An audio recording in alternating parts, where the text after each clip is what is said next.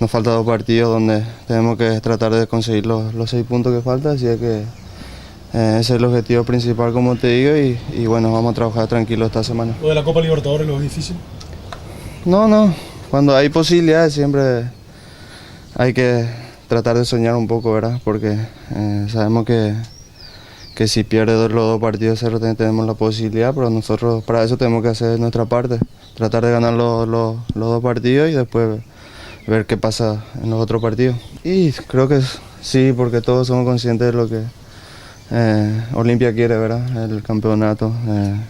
No se consiguió lo que todo el mundo quiere, ¿verdad? Que es el campeonato. Bueno, creo que somos todos culpables de eso, todos cometimos errores y bueno, ahora tratar de terminar bien este campeonato y dejar de lado todo eso. Mi contrato se termina ahora en diciembre y después veremos qué pasa. Solamente estoy manejando en ese sentido con mi representante, a ver qué posibilidad hay. Bueno, después de estos 2 partidos veremos qué pasa. ¿Tu intención es continuar aquí en Olimpia?